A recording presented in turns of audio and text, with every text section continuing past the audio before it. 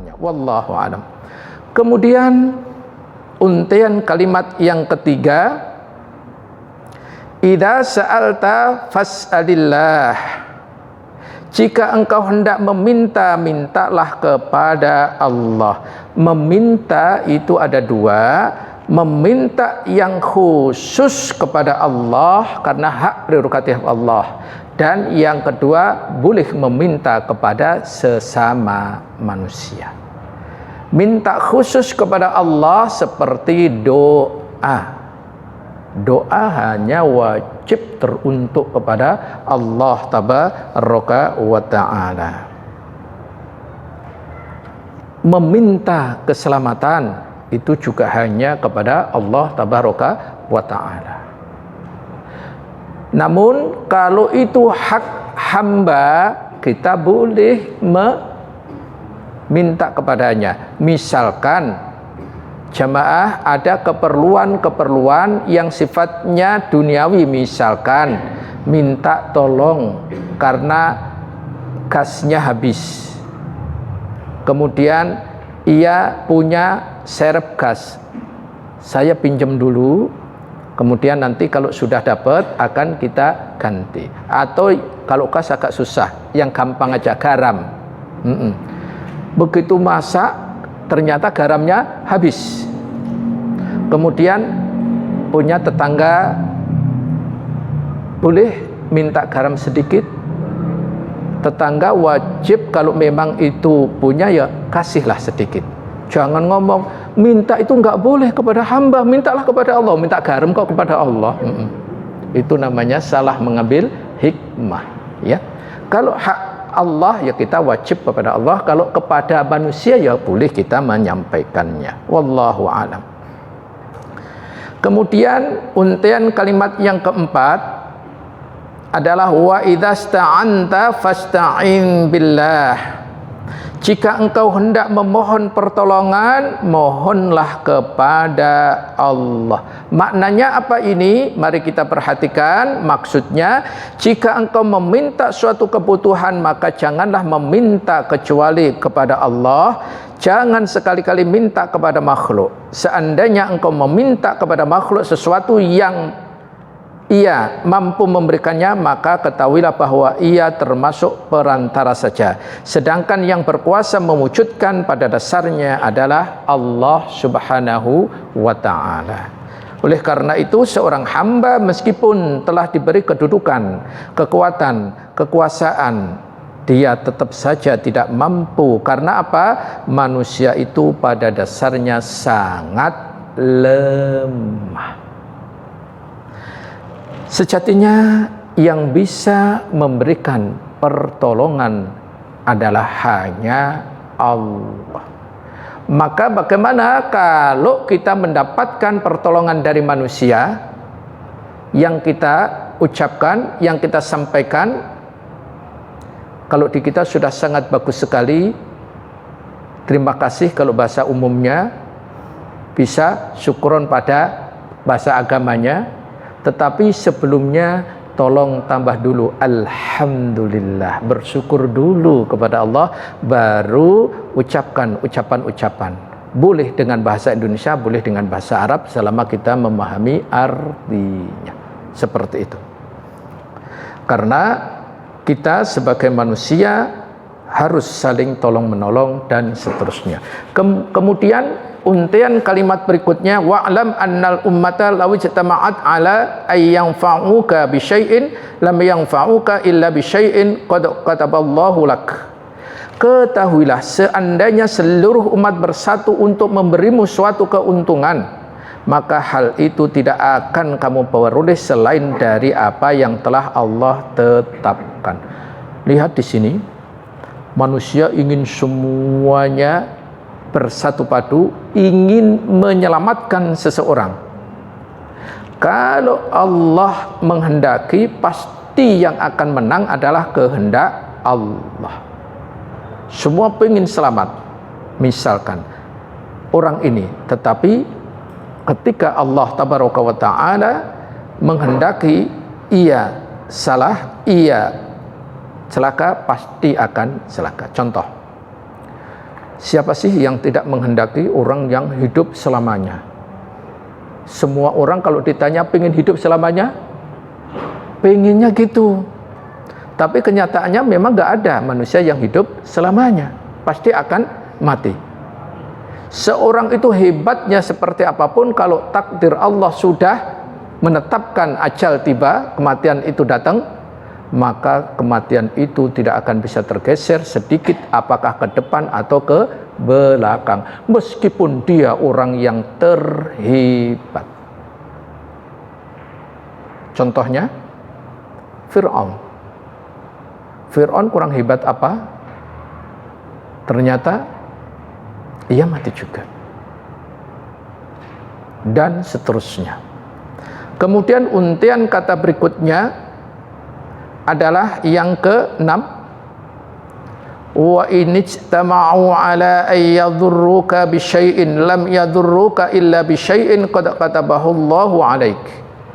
Dan andai pun mereka bersatu untuk melakukan sesuatu yang membahayakannya, maka hal itu tidak akan membahayakannya kecuali apa yang telah Allah tetapkan untuknya, untuk dirimu. Contohnya siapa di sini? Contohnya adalah Nabi Ibrahim.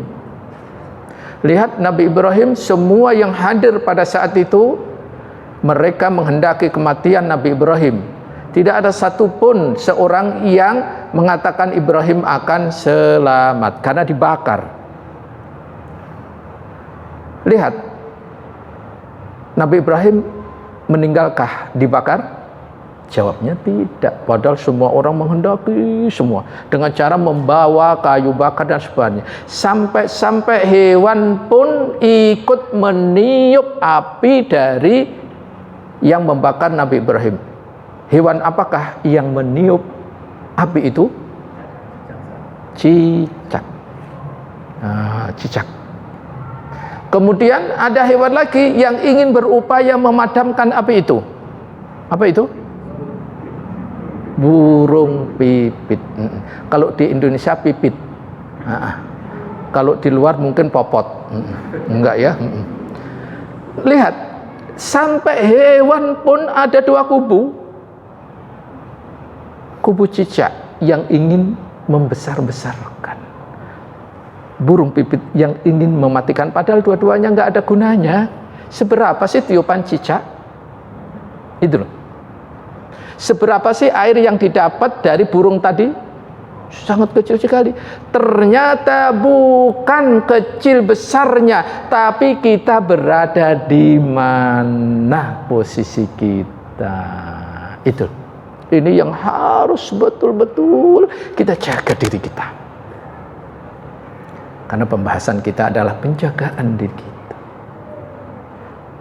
Jadi kita mau yang mana? Kecil atau besar di hadapan Allah tidak terhitung. Tetapi ada di mana kita, keberadaan kita. Hizbullah atau hizbus syaitan, ada di jalan Allah kebenaran atau di jalan syaitan. Kita harus betul-betul menjaga. Inilah yang Allah berikan kesabaran, puncaknya kesabaran. Silahkan Quran surat 3 atau Ali Imran ayat 200. Wahai orang-orang yang beriman, bersabarlah kamu dan kuatkanlah kesabaranmu, dan tetaplah bersiap siaga di perbatasan negerimu, dan bertawakallah kepada Allah agar kamu beruntung. Iya, Masya Allah. Jadi kita sudah sabar, terus ditingkatkan kesabaran itu. Wallahu a'lam. Kemudian unten kata terakhir di ayat itu adalah pena telah diangkat dan lembaran-lembaran telah kering. Maknanya pena telah diangkat adalah pena yang menulis seluruh takdir manusia. Jadi sudah takdir manusia itu sudah Allah tetapkan kapan? Sejak 50.000 tahun sebelum Allah menciptakan langit dan bumi. Kalau begitu, sedihkah kita? Apa yang disedihkan? Sudah sejak 50.000 tahun yang lalu Allah sudah mencatatnya. Pena sudah kering, sudah diangkat. Kemudian lembaran-lembaran ya, yang dimaksud lembaran-lembaran telah kering maknanya adalah lembaran-lembaran digunakan untuk mencatat takdir, seluruh perkara dan kejadian sudah ditetapkan. Jadi kejadian apapun sudah ditetapkan, ada di catatan Lauhul Mahfuz sana. Hari ini yang ikut kajian siapa saja itu sudah ditakdirkan di sana. Itu, Masya Allah, sungguh sangat banyak sekali sebetulnya. Maka terakhir kita sampaikan fawaid hadis, faidah-faidah hadis. Pertama, bolehnya bergoncengan di atas kendaraan orang lain. Kedua, disunnahkan mengajarkan ilmu yang bermanfaat kepada umat dengan perkataan yang ringkas. Ini tadi sudah saya seringkas-ringkasnya. Bacaan ini tadi aja berapa menit? Oh, bacaannya aja berapa menit tadi? Ini berapa lembar ini? Banyak. Kemudian berkemauan keras untuk membina kaum muslimin. Caranya kita, bagaimana cara membina kaum muslimin? Ya datanglah majelis-majelis ilmu. Dengan cara ini sangat efektif sekali, insya Allah. Yang keempat, balasan pahala itu tergantung dari jenis amalannya. Lihat ayat-ayat yang banyak sekali tadi kita sampaikan.